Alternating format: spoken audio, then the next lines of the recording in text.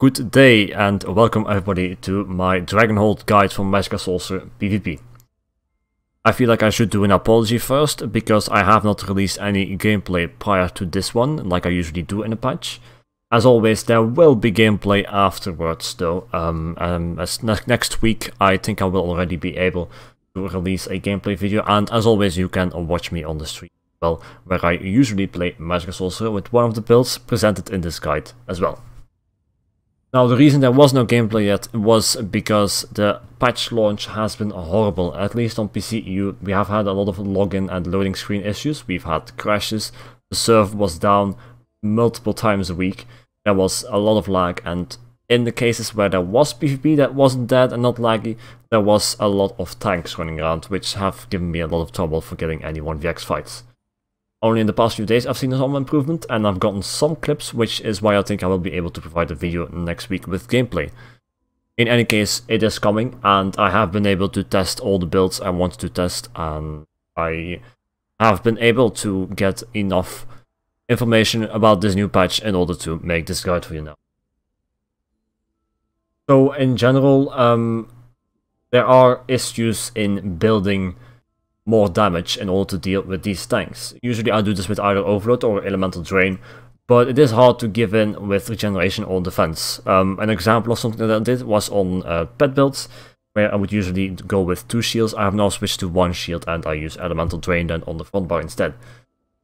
However, as I said, you are giving up other things, and in most builds you can't really do that, so it's just really just waiting and hoping that less tanks will enter PvP. Which I do think will happen eventually because of the dot nerfs. I'm hoping people will build less tanky than they did before, eventually, but we will see. Now, it is, as I said, not very hard to switch out any other stats for damage, because I also do still feel that I'm taking equal amounts of damage as before this patch in 1vx, despite the dot nerfs.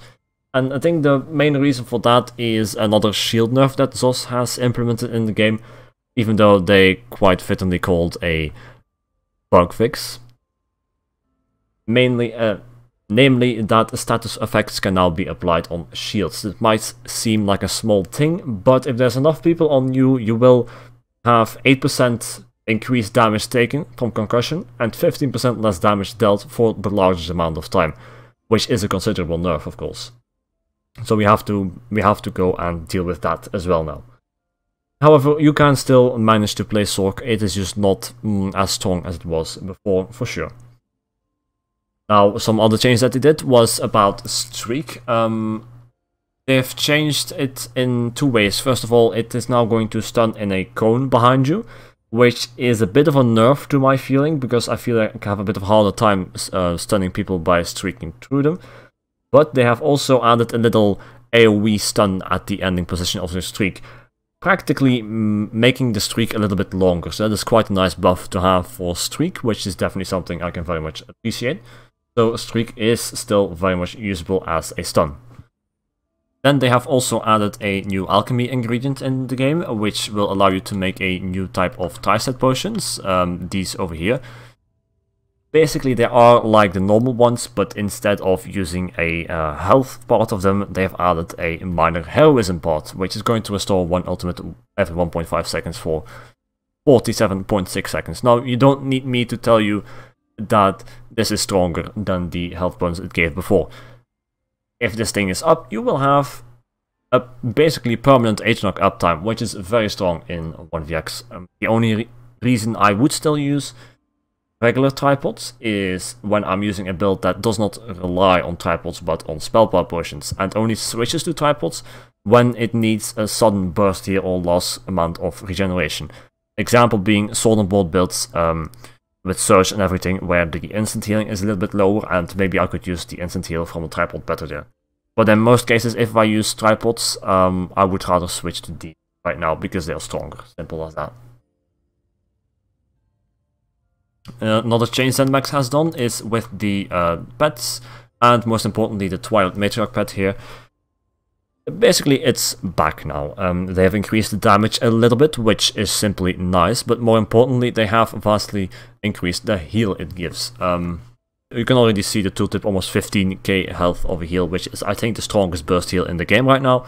and definitely puts pet builds back on the map, and because of that they will also be represented in this guide. Another buff they have done is to a Ball of Lightning. It has now become a much better tool for extreme amounts of kiting if you need to do that, with this snare immunity and the increased duration of the thing. The problem, however, is that it is not usable as a CC, and that is the reason that you will not see me using Ball of Lightning much at all. However, if you want to use Destructive Touch as a CC, you definitely have the option to use Ball of Lightning on the back bar, but more about all that later.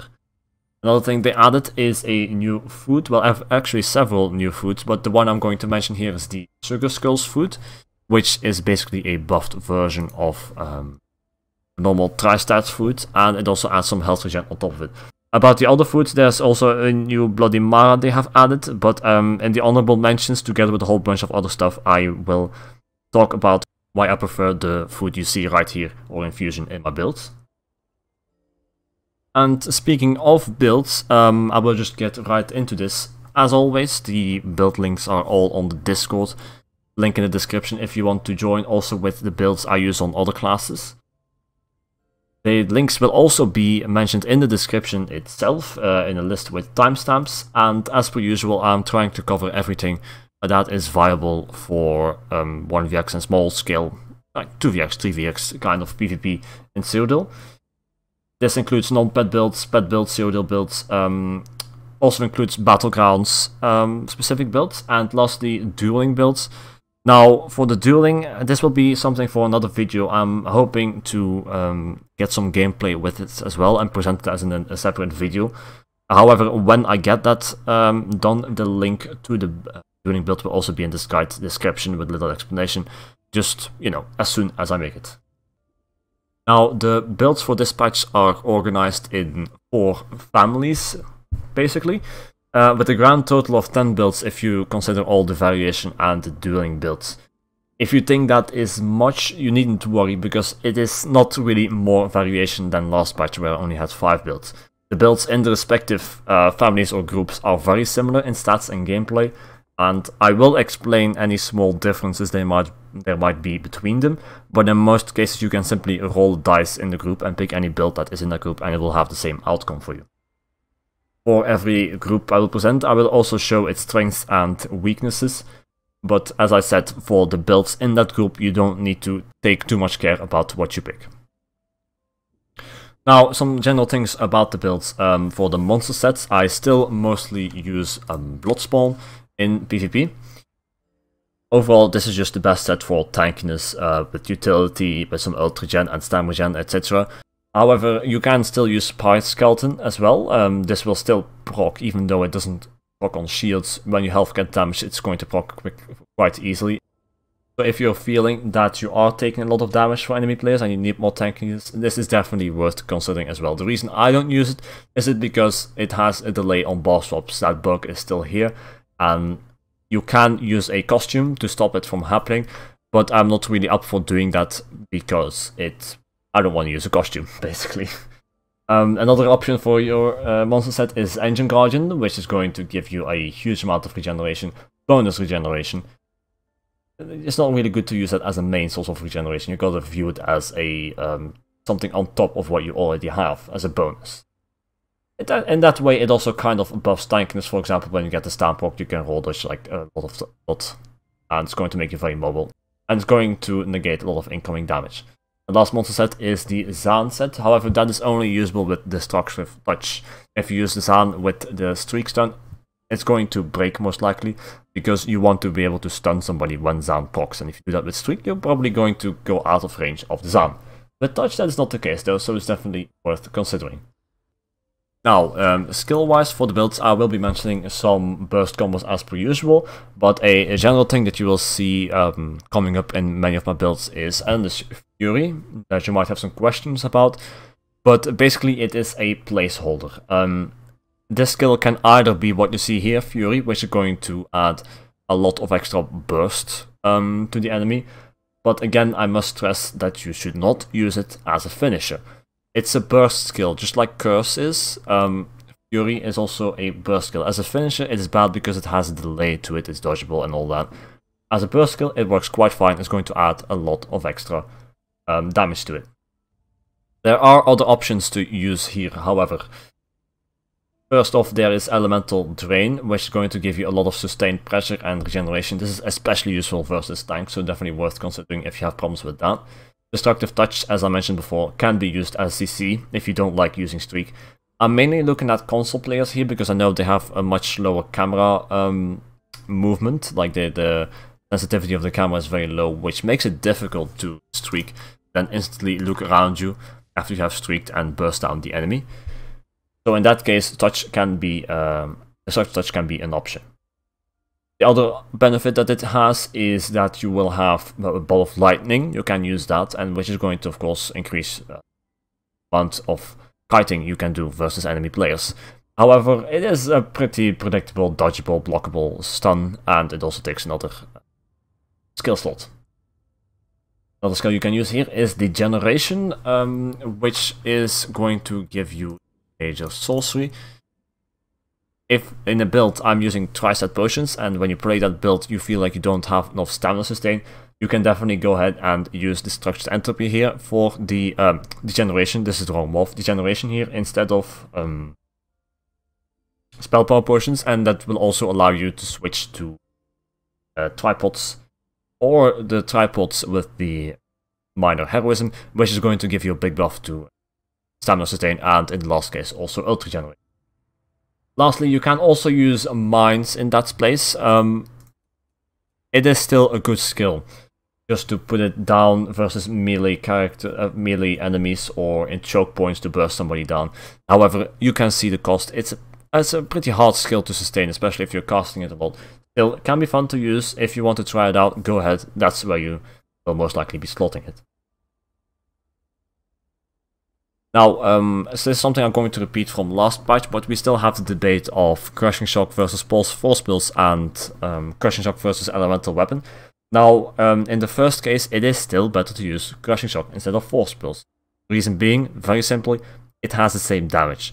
The only difference is that Crushing Shock is going to give you the interrupt, and Force Spills is going to give you a little bit of damage to a secondary target.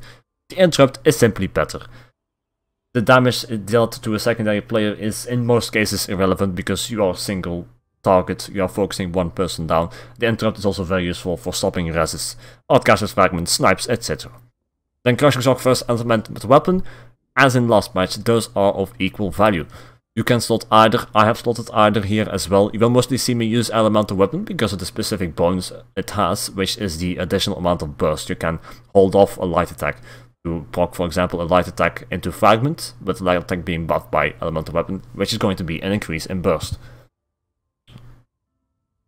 However, it does not have the interrupt, it does not have the spell penetration passive from Destruction Magic, and it also does cost just a little bit more as a spell than the other skill.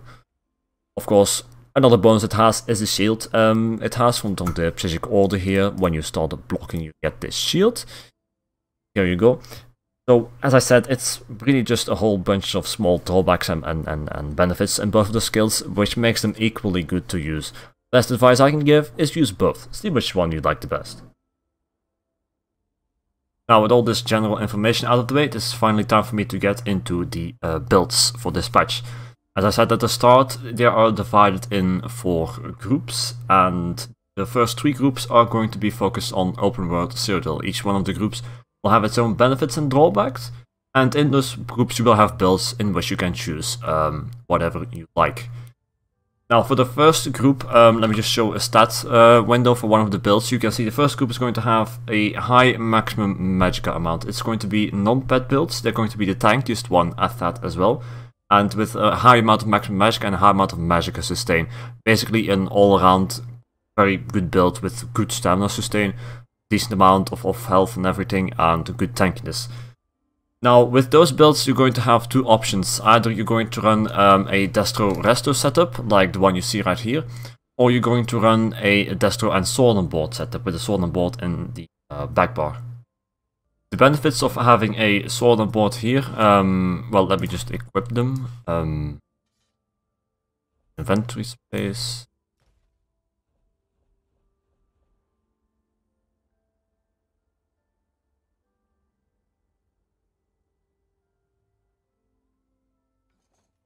Here you go. The benefits of having a solid wall on the back bar is, of course, that's going to be a higher maximum amount of higher maximum Magicka.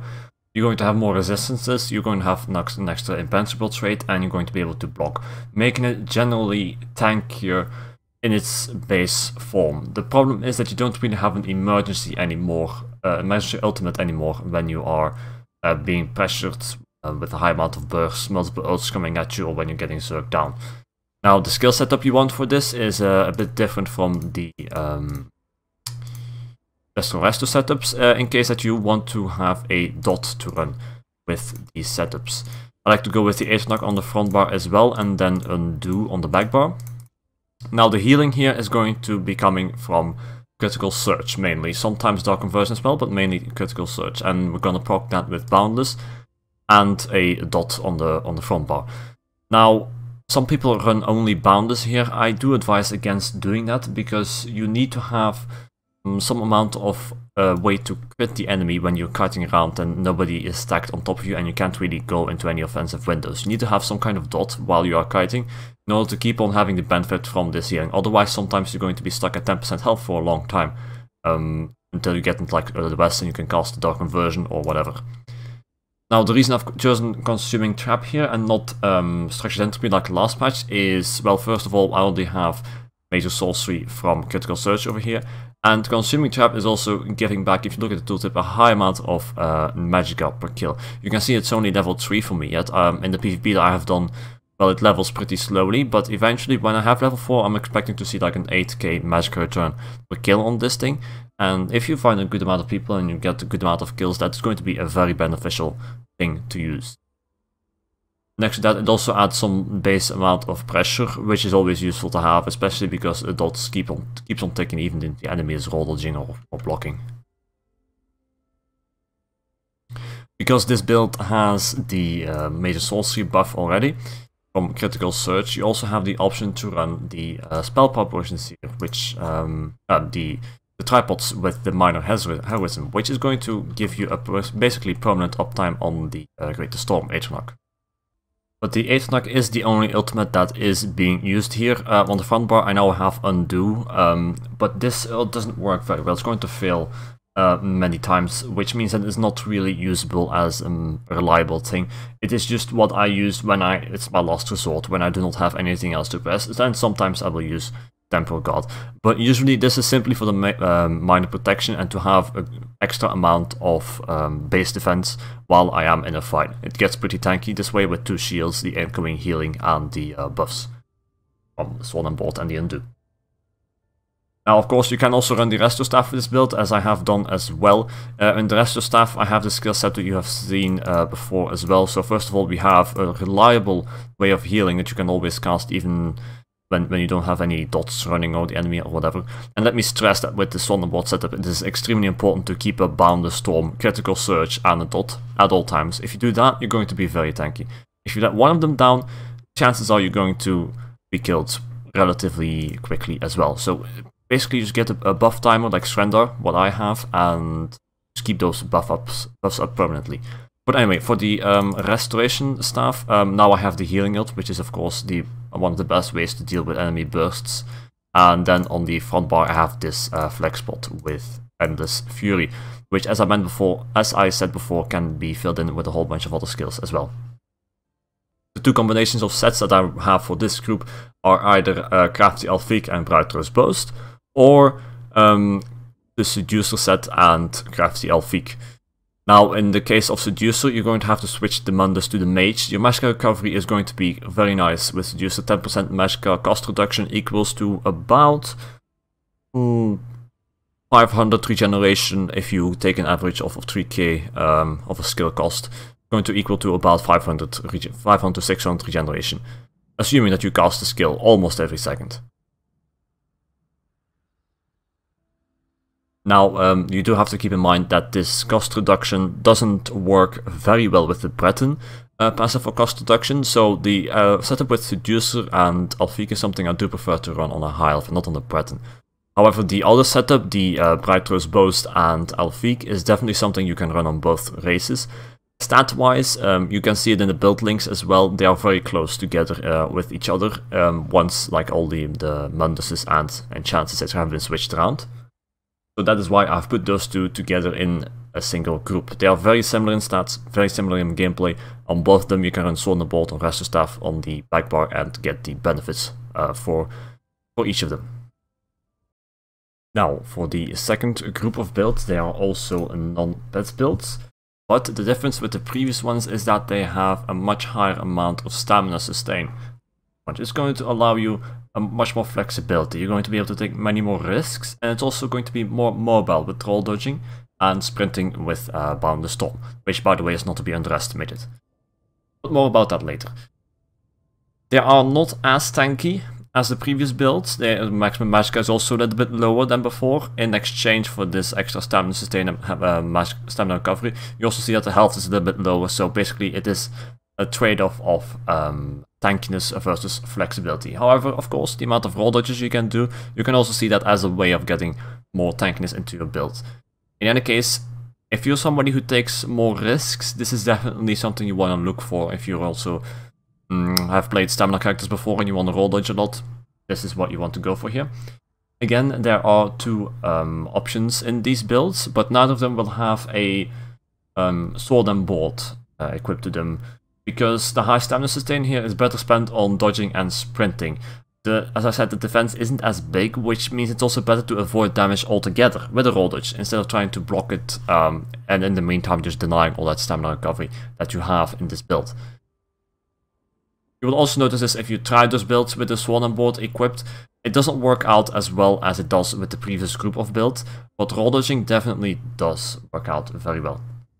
The two builds I have in this group are Brightrose Boast and Alfiq as a first setup, Shacklebreaker, excuse me, Brightrose Boast and Shacklebreaker as the first setup, and the second setup is Shacklebreaker and Alfiq.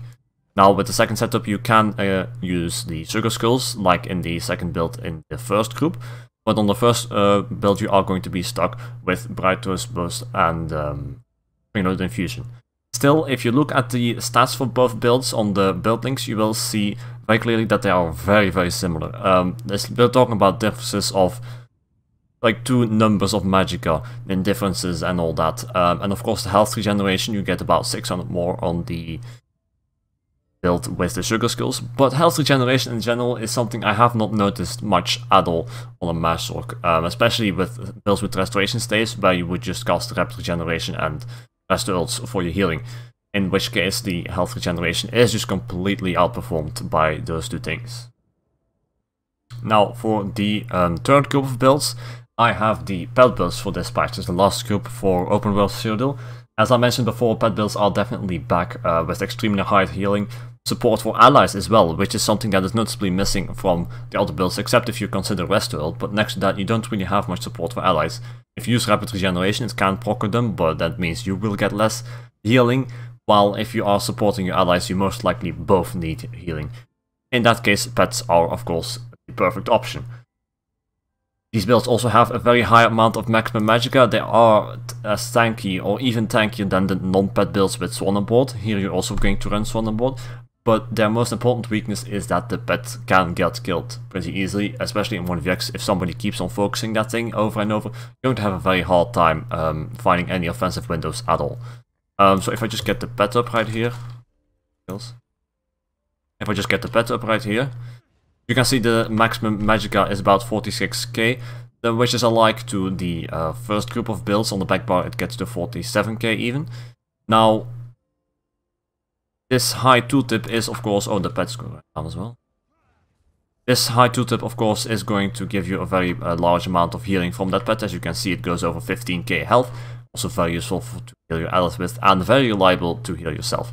Now, because this healing here is so large, I also have enough with a single shield in combination of that heal, and while I'm getting 1vx, I'm just going to cycle between those two depending on whether my health is damaged or not.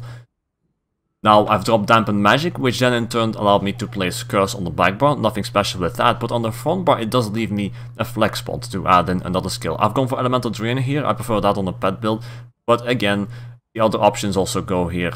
Say Fury, for example, you could as well slot that as well. In any case, I do advise running an extra damage skill on the front bar, because the pet does not deal a whole large amount of damage, while there is of course a lot of tanks around, for which is definitely useful to have another offensive skill.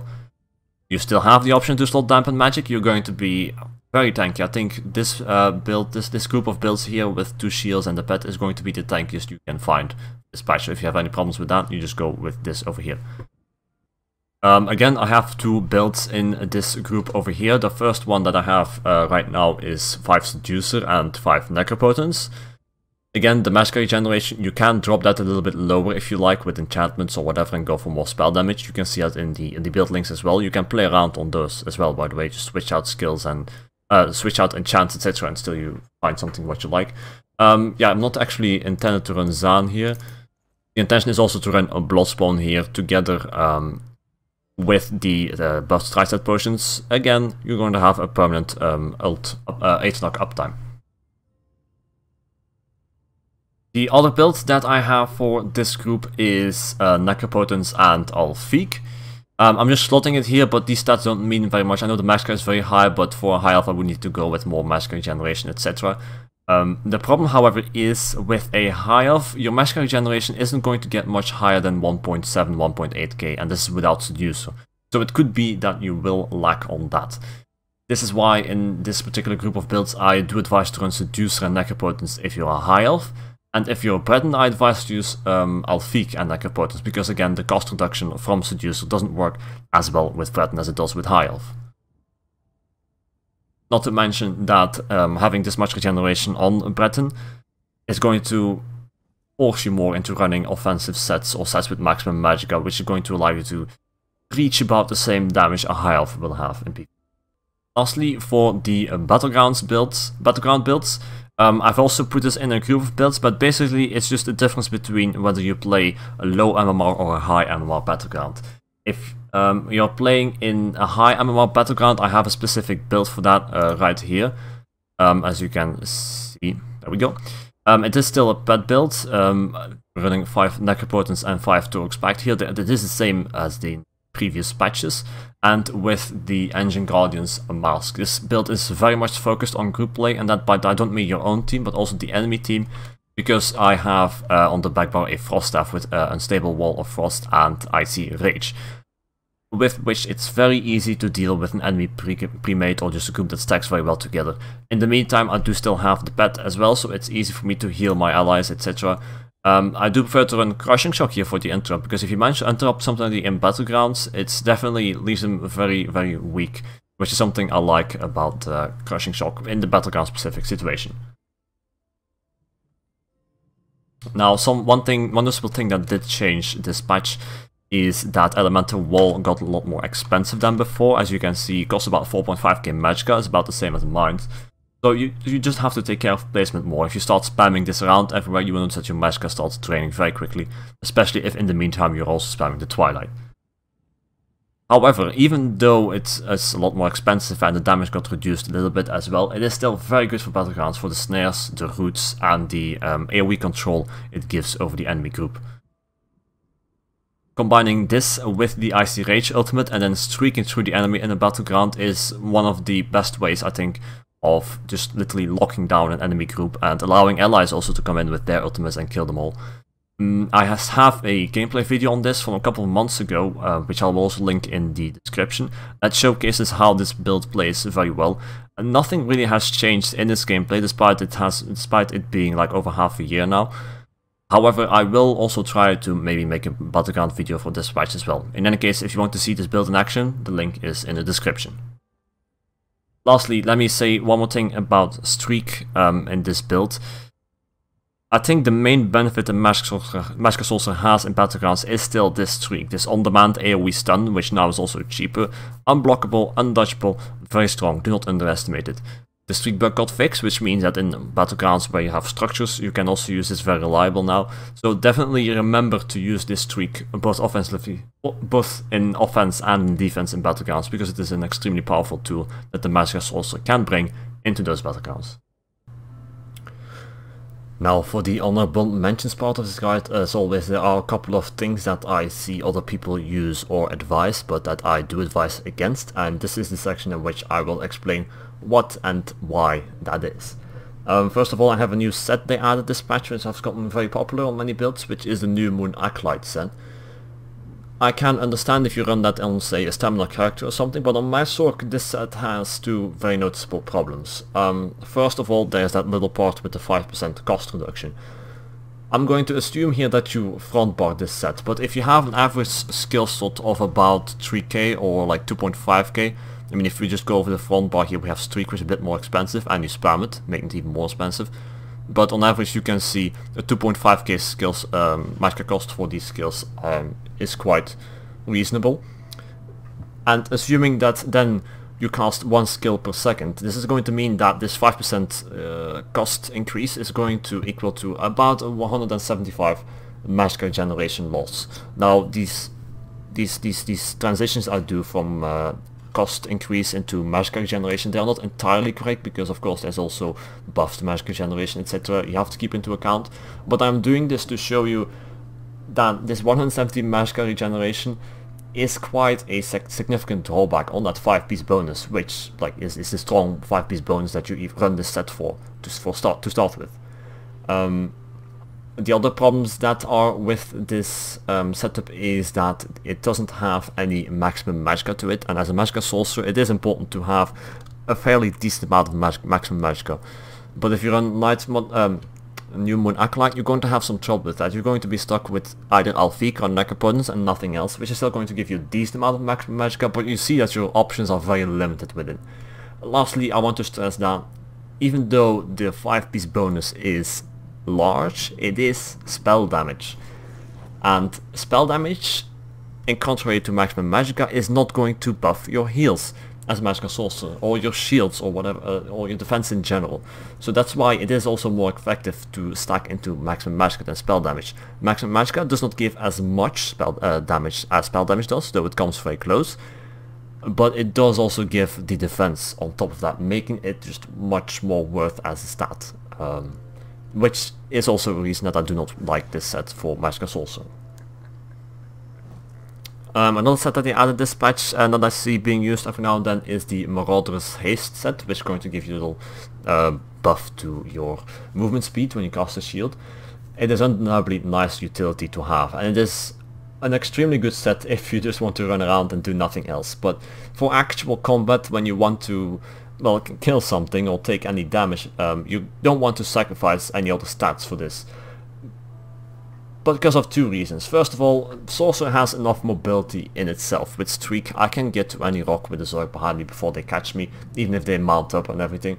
So I don't even have need for extra mobility in this case, especially because I can also simply use Boundless Storm and sprint around a little bit. And if I would still want to have extra mobility, I would rather have my skills being changed. So I would rather go with Destructive Touch instead of, say, Fury here in this example, and I would then use Ball of Lightning instead of Streak in my skill set. The Ball of Lightning being an extremely good mobility skill, which probably is going to be a better exchange, let's say, of skills and stats than running Marauder's Haste instead of, say, Alfik or Shacklebreaker or whatever. And the second reason I don't want Marauder's Haste is, as I said before, you're going to lose regen and tankiness and damage, which is something you really cannot afford as a Magicka Sorcerer. 1vx's, they do not get easier every patch. Also, Sorc isn't the best thing for it anymore, though it is definitely still good. And the large reason of that is all the tanks running around. And as I started this guide off with, I have done quite a bit of effort of getting more damage into my builds, despite still taking the same amount of damage or even more. And running Marauder's Haste is going to worsen that problem even more. So it's literally, it is nice to have the extra utility, but I just cannot afford it as a Magicka. The next honorable mention is the Asylum Staff, the Perfected Asylum Staff. I've said this in the general section of this guide already, but status effects are now being applied on shields, which you might consider as a buff to this Asylum Inferno. It's not a big buff though, because of course it is only against shielded allies and then shielded enemies, and most enemies still do not run shields, or you can get the set to proc when the shields are down. But the main problem I still have with this set is that I simply do not have the time in 1vx to fully utilize it.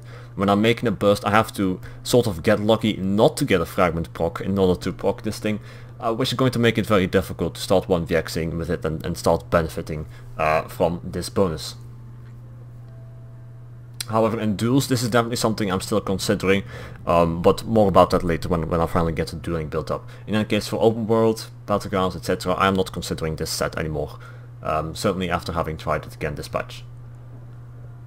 Then an honorable mention that I put in the guide time and time again, but I still see it, is Mighty Tudun. Same reasons as always that I don't want to run it. First being, Boundless Storm is not a bad skill.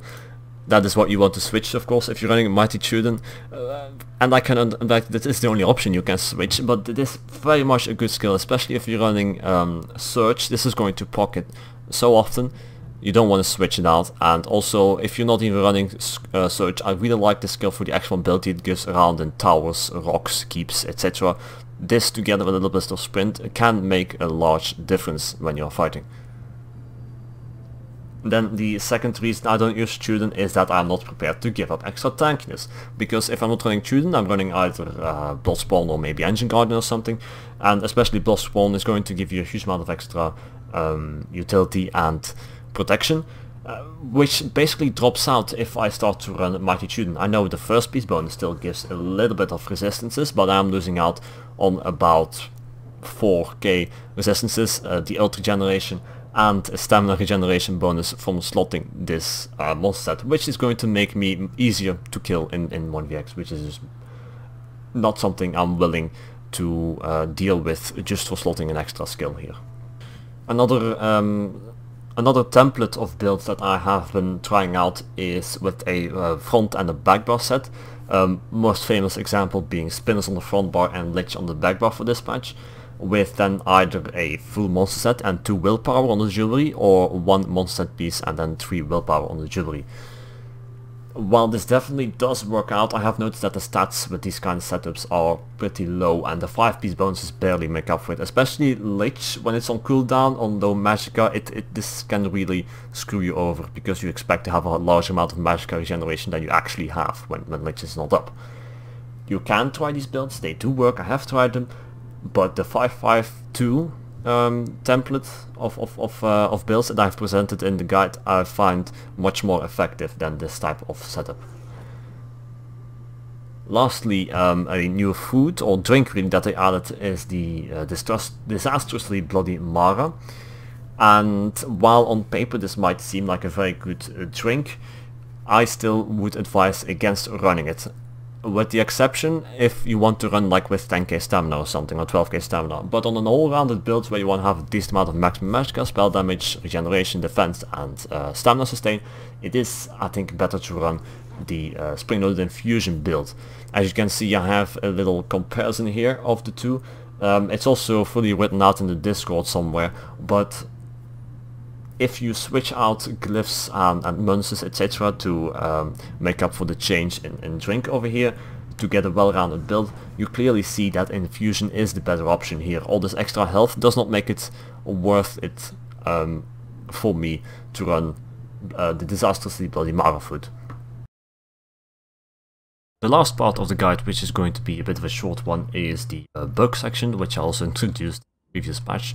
The main thing I want to say here is some things about the streak bug. The ZeniMax has fixed the streak bug as it was last patch. That's the good news. You're going to be able to streak around in towers and reliably stun people or escape, etc. and you're not going to die because of this anymore. The bad news is that a second streak bug that was also in the previous patches has been worsened. Basically, it will happen more frequently this patch. It is not as bad of a bug as the previous streak bug, the one from last patch, but you will definitely notice it, and it's also more unpredictable. Basically, it happens mostly in elevated terrain, say a hill. When you try to streak uphill, the streak will just randomly not work. There will be an animation and you will expect it to work, but it will just not work at all. But in contrary to the previous streak bug, you can immediately after that resume action and streaking to another direction or whatever. But you are going to you're going to have to deal with this bug, and ironically, I have not seen it happen much in keeps now. So now, in the previous patch, I was like, okay, I'm gonna stay out of keeps because I bug out all the time over there, and it's not like I'm not going to fight in rocks, etc., etc. in this patch. But I find it ironic that now it's in the keeps where you will not encounter streak bugs as much as outside of them. Next to that, there's also still the shield bug in the game, which I hope that might get fixed someday at some point.